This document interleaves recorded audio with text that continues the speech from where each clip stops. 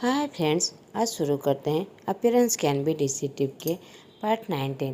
पिछले पार्ट में हमने सुना था जियांग चेंग मान गया था कि जान इबो की कंपनी में काम करे और कुआन भी एक खुशखबरी इबो को कह दिया था और उसे सारी सच्चाई बता दिया था और साथ में उसे वार्निंग भी दी थी अगर इस बार जान को वो मना नहीं पाया या फिर जान इबो के साथ रहना नहीं चाहता होगा तो फिर जान को वो फोर्स नहीं करेगा।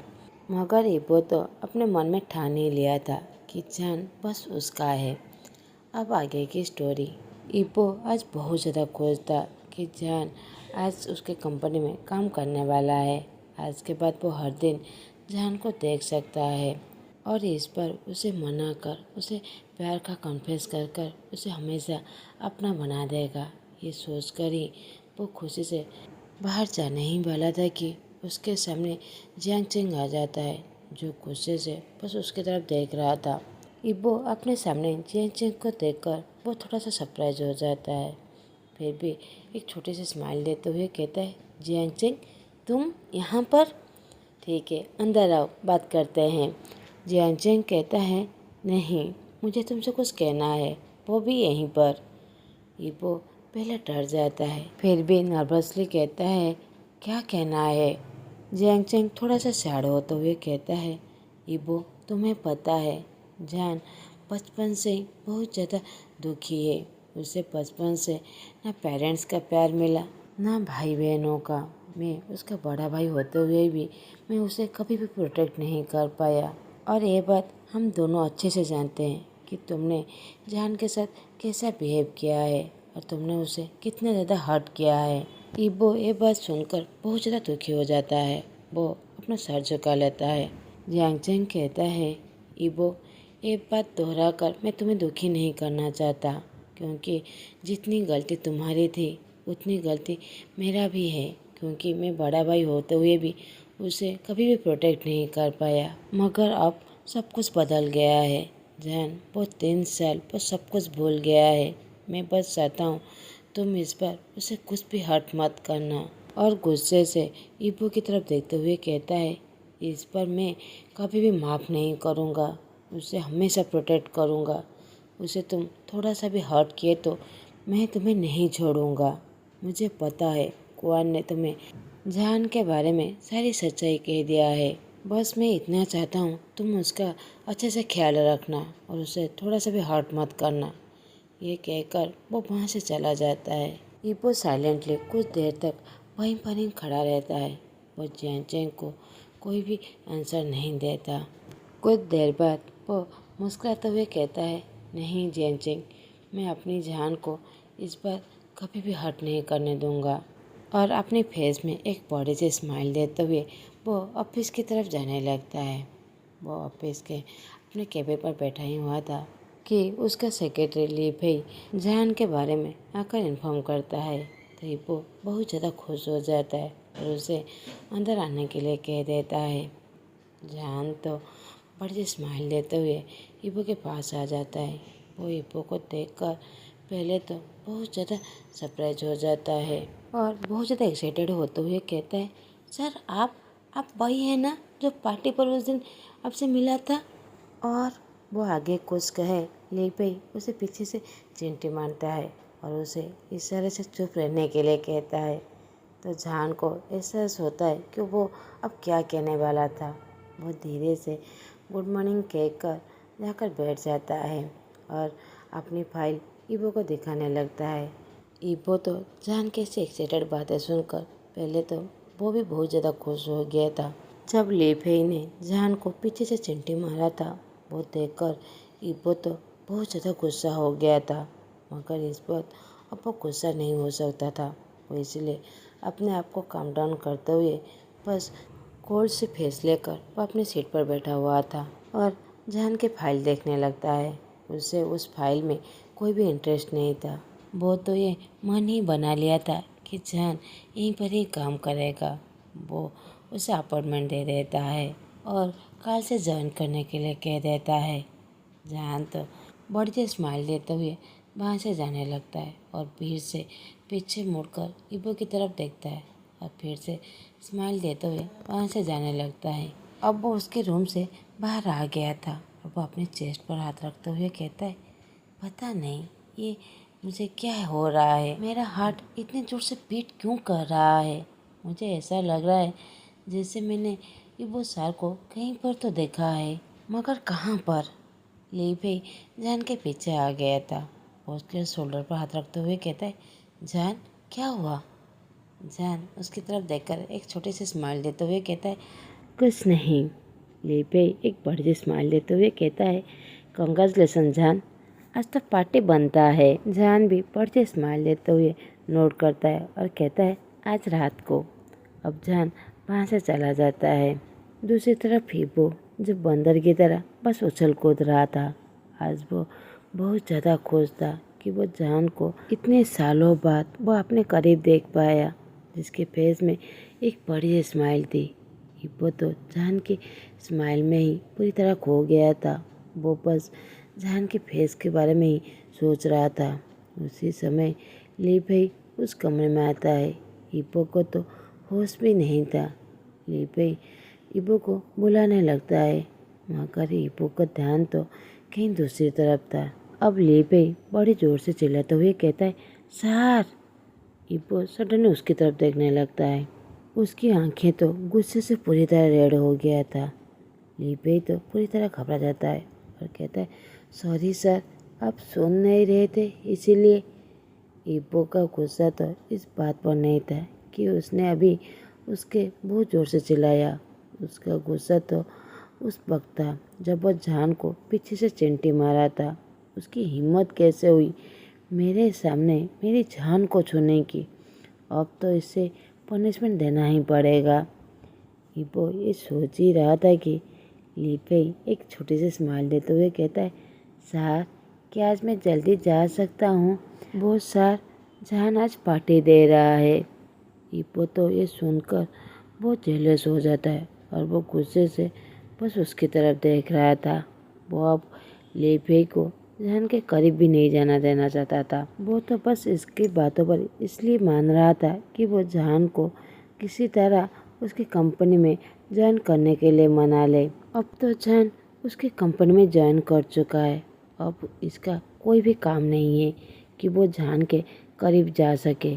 इसीलिए ईबो उसे बहुत सारा काम दे देता है और उसे कल सुबह होते ही सारा काम फिनिश करके उसे सबमिट करने के लिए कह देता है और उसके साथ उसे उसके केबिन के पास ही जान का केबिन बनाने के लिए कह देता है और बीच में ट्रांसपेरेंट ग्लास भी लगाने के लिए कह देता है, जैसे ईबो जान को हर वक्त देख सके।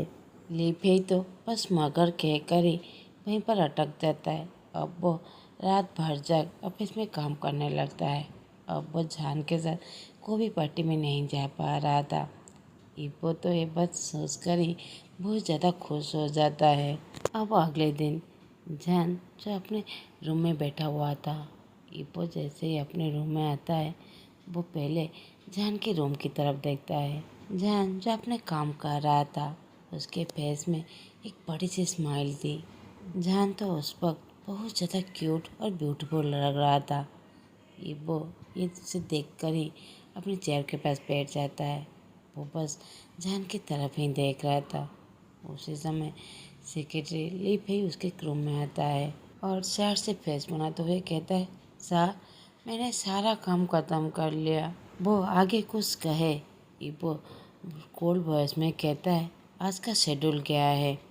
अब लीपे उसे सारा शेड्यूल कह देता है। उसे कुछ फील्ड वर्क काम करने के लिए उसे बाहर जाना पड़ेगा और उसे कहाँ कहाँ जाना पड़ेगा वो सारा शेड्यूल बता देता है।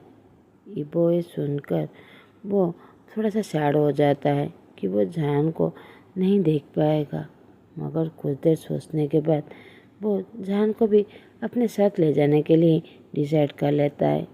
वहाँ पर उस जान का कोई भी काम नहीं था, मगर फिर भी ईबो कोई ना कोई बहाना बनाकर जान को अपने साथ ले ही जाता है।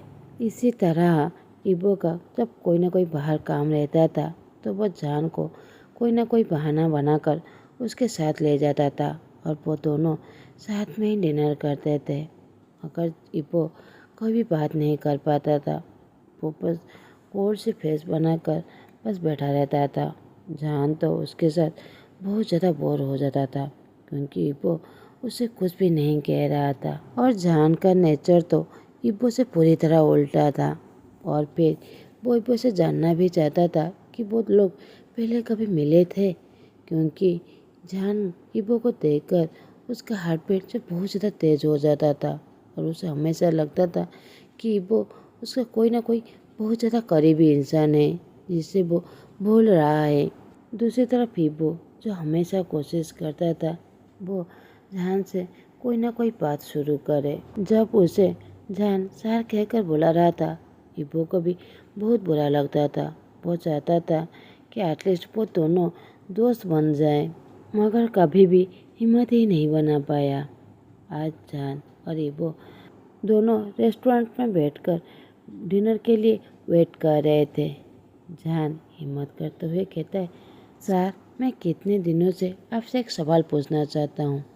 इब्बो इमीडिएटली कहता है, हाँ जान पूछो। जान कहता है, सर वो क्या हम लोग पहले कभी मिले थे? वो एक्चुअली सर आपको देखकर ऐसा लगता है जैसे मैं आपसे करीब से जानता हूँ। इब्बो तो ये सुनकर पूरी तरह शॉक हो जाता है।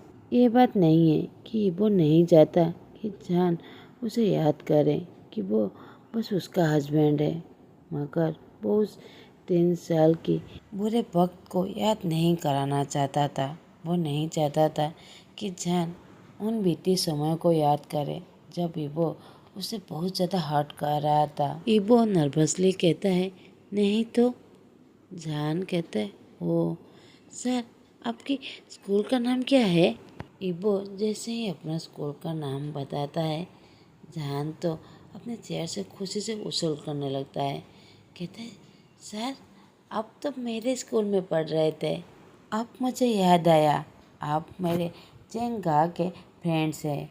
और बड़े ज़ोर से हंसते हुए कहता है, आप तो स्कूल में बहुत ज़्यादा रूड कोल्ड थे। आप किसी से बातें भी नहीं करते थे। आप तो आरोगेंट की तरह सबसे दूरियां बना कर रखते थे। आपसे तो हमेशा सभी डरते थे। जान के मुंह से इब्बो अपनी इतनी तारीफ सुनकर वो तो पूरी तरह शौक में चला जाता है। वो बस स्टैचू की तरह जान की तरफ ही देख रहा था। जान तो स्कूल टाइम की याद करके इब्बो के बारे में सारी बुराई कहीं जा रहा था और ये सारी बातें कहते हुए बड़ी जोर से हंसे ही जा रहा था। इब्बो तो बस उसकी तरफ देख रहा था, उसकी मुस्कान जो वो कितने जोर से हंस रहा है। वो अपनी बुराई वो उस पर उसे कोई भी ध्यान नहीं था। बस उसकी नज़र जान की फेस पर था जो वो कितने जोर से हंस रहा था। आज वो कितना ज़्यादा खुश है, ये सोचकर ही उसकी आंखों में आंसू आ जाता है। जान की नज़र जब इब्बो की आंखों की तरफ पड़ता है, वो धीरे से शांत हो जाता है और वो कहता है, सॉरी सर, मैं तो बस आपको टीच कर रहा था। आप रो क्यों रहे हैं? ठीक है, आगे कुछ भी नहीं कहूँगा। वो इनोसेंट की तरह पार्ट बनाते हुए बैठ जाता है। अब इब्बो बड़ी जोर से हंसने लगता है। अब जहान की बारी थी जो इब्बो को सरप्राइजली देख ही जा रहा था। इब्बो थोड़ा सा शांत होते हुए कहता है, तुम पाउट बनाते हुए बहुत ज़्यादा अडरेबल दिख रहे हो। अब जहान का फेस पूरी तरह रेड हो जाता है और वो समझते हुए सर झुकाने लगता है। वो दोनों आगे बातें कंटिन्यू करने ही वाले थे कि वेटर उन लोगों के पास फूड लेकर आ जाता है। अब वो दोनों साइलेंटली फूड खाने लगते हैं। खाने के बीच में ही इब्बो बातें करते हुए कहता है, जान क्या तुम खाना खाते वक्त कुछ भी बातें नहीं करते? जान थोड़ा सा सोचते हुए कहता है, पता नहीं, पहले तो मैं ऐसा कभी भी नहीं था, मगर अब कुछ दिनों से मैं खाना खाते वक्त कुछ भी बातें नहीं करता। ऐसा लगता है जैसे मुझे कोई रोक रहा है बातें करने से। इब्बो थोड़ा सा सैड हो जाता है क्योंकि उसे ही पसंद नहीं था कि खाते वक्त बातें करना, इसलिए वो ही जान को हमेशा टोका करता था। वो जान के हाथ पर अपना हाथ रखकर स्क्वीज करते हुए कहता है, जान अब तुम्हें कोई भी नहीं टोकेगा। तुम अपने मर्जी के मालिक हो, तुम जो चाहो वो कर सकते हो। इपो की ऐसी कंसोल बात सुनकर जान के फेस में एक बड़ी सी स्माइल आ जाता है। इसी तरह जान हमेशा इबो को अप्रोच करते हुए वो दोनों बातें करने लगते हैं।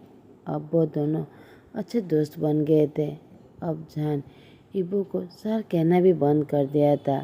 अब वो बस इबो कहकर बुलाया करता था। अब वो दोनों एक दूसरे की कंपनी हमेशा एंजॉय करते थे। आज का पार्ट मैं यहीं पर ही ख़त्म करता हूँ। आप लोगों को मेरा एक्सप्रेशन अच्छा लगे तो प्लीज़ लाइक, कमेंट और सब्सक्राइब कर दीजिएगा। Thanks for watching.